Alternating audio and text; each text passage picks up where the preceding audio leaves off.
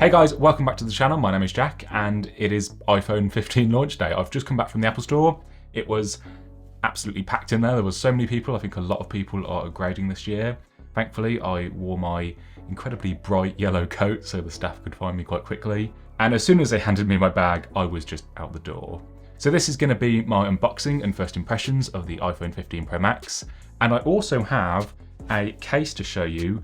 Apple are no longer making their own leather cases, they're switching to a fine woven material, but Andar sent me one of the Aspen cases. I've already used these on my iPhone 14 before and I absolutely love them. They're really high quality premium leather, so I'll show you that later on as well. Hit subscribe and the bell to see my review when that's posted, and also follow me up on Instagram and Threads. I am going to be posting some early photos and videos on there and some early thoughts.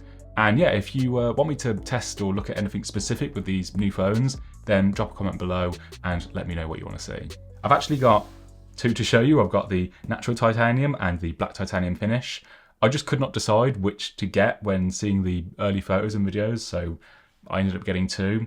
And I went for the Pro Maxes to get the bigger screen and battery and the new 5x telephoto that is only on the Pro Maxes this year.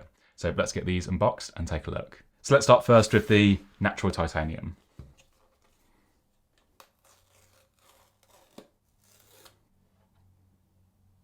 Wow. So this is the new natural titanium finish. It is very nice in person. It's very silvery, a bit different from the space black that I had last year. It really kind of changes as you sort of tilt it. I don't know how it's coming across on camera, but sometimes it's a lot lighter and then it kind of darkens down a bit as well. You've got the big camera bumps. This year we have a 5x telephoto only on the 15 Pro Max. On the standard 15 Pros, they just get the 3x. Also now by default, the main camera now saves and shoots in 24 megapixels. It still has a 48 megapixel sensor, but now those pictures are saving in a higher resolution, so that's really nice. And also there is a new next-gen portraits feature, which basically always captures a portrait photo. As long as it can detect a person or a cat or a dog, then you'll always be able to turn a photo into a portrait photo afterwards, which is pretty cool. I'm really liking this new brushed titanium finish. And on the other side, we've got the volume up and down buttons and the new action button, and you can actually program this to do a few different things. By default, it still works as a mute switch, but you can set it to open the camera or start recording a voice note, or just run a shortcut and have it basically do whatever you want. And on the bottom, we of course have our USB-C port. Apple has moved all the iPhone 15s to USB-C now, but on the standard iPhone 15s, this is still a USB 2 speed port, so it's the same speed as Lightning. But here on the Pros, it is USB 3, so it is 20 times faster. It can transfer files up to 10 gigabits per second. So it is just going to be much faster to move photos and videos off here to your Mac or PC when you're, shooting a ProRAW or shooting ProRes video. We'll take a look in the box in a minute, but first I just want to also unbox the black titanium as well, just so I can show you them both side by side.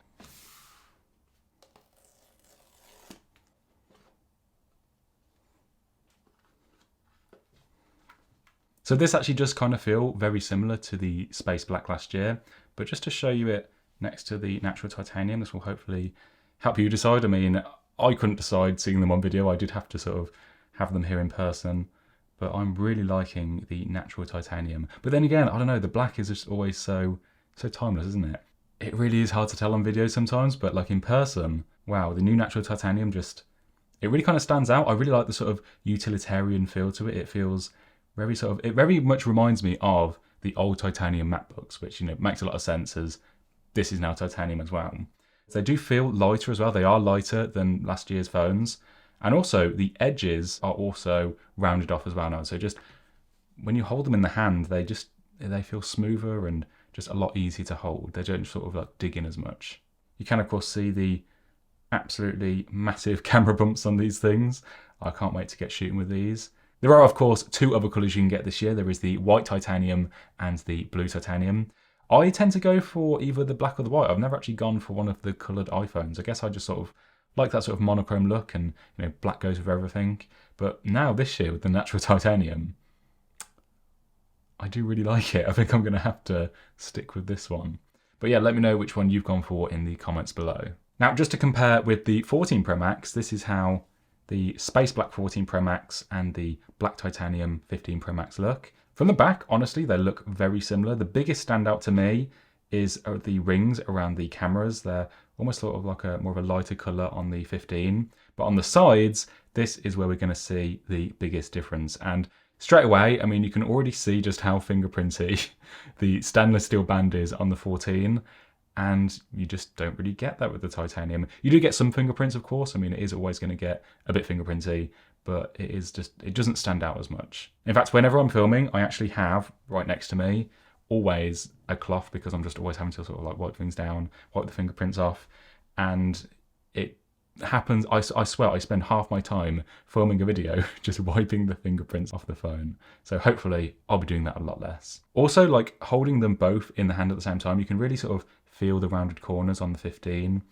And yeah, it is just a nice sort of refinement to an already great design. And also, just to compare the Space Black 14 versus the natural titanium on the 15, this is how they both look next to each other.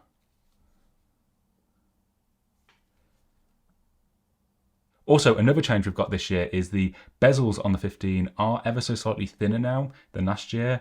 And I can see it in person. I don't know if it's coming across on camera, but yeah, you have a slightly smaller phone, but the same size screen. I also just want to quickly show you a comparison with the 15s versus an older iPhone. So this is the iPhone 10. I think a lot of people are going to be upgrading this year. In fact, I know a couple of people with iPhone 10s or 10s's that are jumping onto the 15 Pros.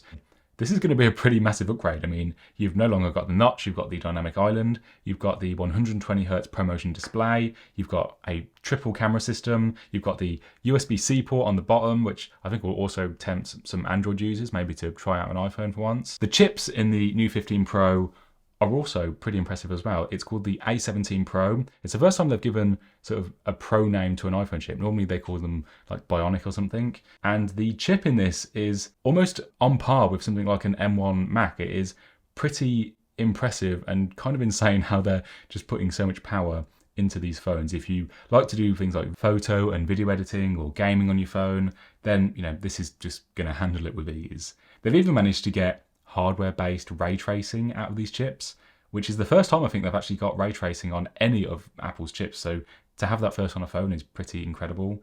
And yeah, that's just going to make lighting and reflections look a lot more realistic in games. So let's just take a quick look at what else is in the box.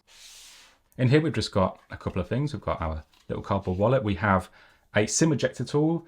In the US, of course, there is no SIM tray on the iPhones since last year. It's eSIM only. Here in the UK and Europe, we do still have the SIM tray, so we still get a SIM ejector tool. We also have some sort of just general documentation, and of course, everyone's favourite, Apple stickers. And then, of course, we have our new USB-C cable.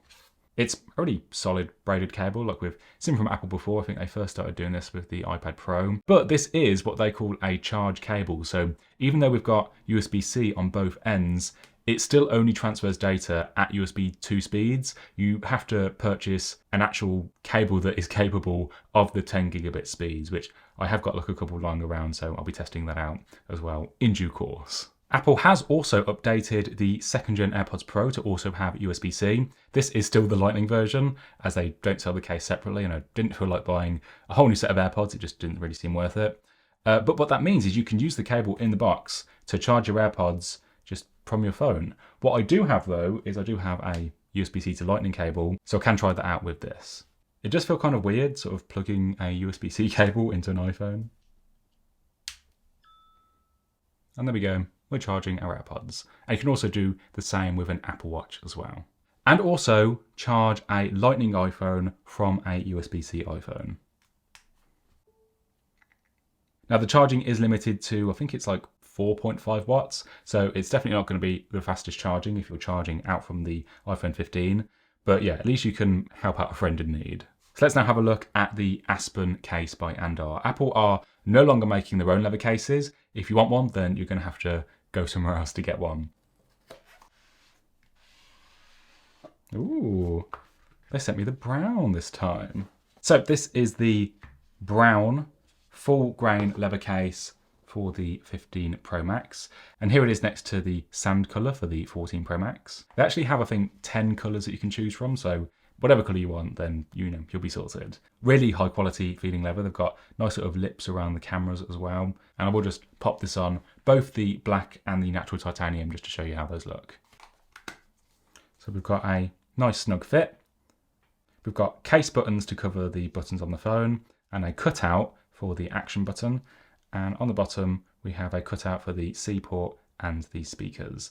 And it's just a really nice sort of minimal, modern, full grain leather case.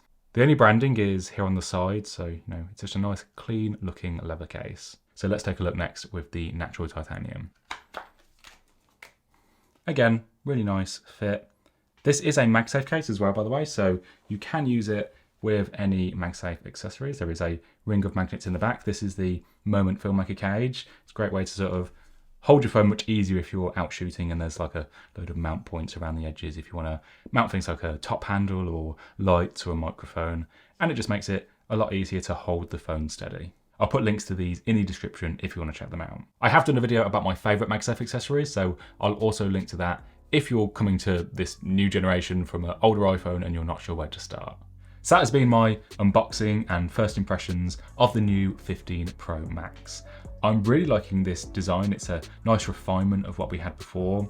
And I can't wait to try out the new features with the camera and the action button, and just to only have to carry one type of cable to charge all my stuff with. In fact, I actually did a poll when these were announced asking what everyone's favourite feature was, and the USB-C port won it. That was, the feature to have apparently. So I think a lot of people are excited to finally get USB-C on the iPhone.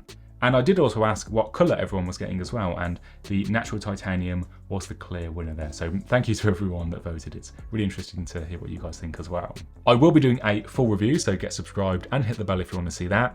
And you can let me know in the comments if there's anything that you want me to test or try out. And also get following me on Instagram and Threads if you want to see some photos and videos from the cameras. Thanks so much for watching, and I'll see you in the next one.